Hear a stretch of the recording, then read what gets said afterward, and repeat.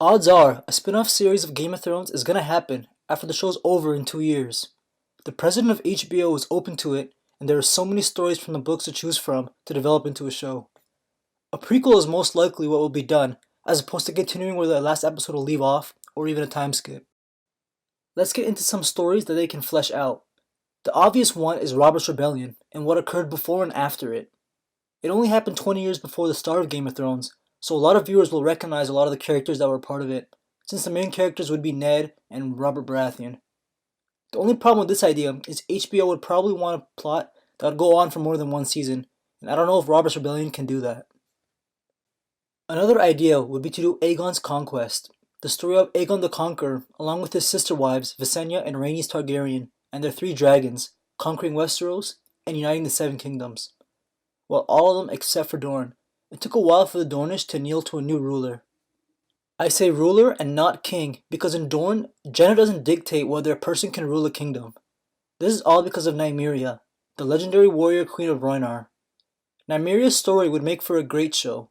1,000 years ago, when Valyria attacked Rhoynar and Essos during their conquest, Nymeria led her people on 10,000 ships on a wild adventure through dangerous islands to escape the war, until finally making her last stop in Dorne.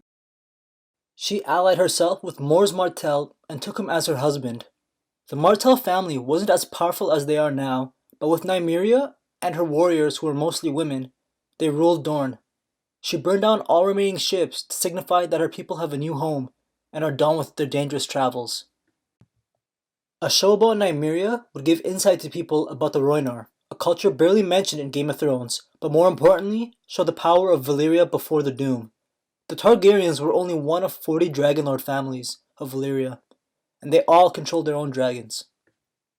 Another backstory with enough conflict for its own series is Aegon IV's life as king.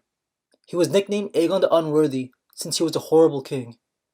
When he was younger, he was pretty much great at everything, but had a huge flaw in his character. He had an addictive personality and did whatever he wanted that made him happy. He had no control over his desires. He became ridiculously overweight and had way too many bastards. He was corrupt, and on top of all of that, he was a terrible decision maker. Right before he died, he legitimized all of his bastards, causing all the Blackfyre rebellions. A show about Aegon the Unworthy and his children would give us a look at Bloodraven in his youth, since he was one of Aegon's bastards. His real name is Brandon Rivers, and he was powerful and mysterious even back then. While all these stories would make entertaining shows, I personally believe the best option is to make a show where every episode, or every 2 episodes, covers a different story, like a series of mini-movies. With a show like this, you can do a short version of Robert's Rebellion, Nymeria's adventures, both Aegon's stories, and so much more. You could do the Dance of Dragons Civil War, and even the Tales of Dunk and Egg. This would make fans happy and HBO a whole lot of money, since they could continue it for as long as Game of Thrones ran. But you guys can let me know what stories you'd want to see in a spin-off in the comments. Thanks for watching.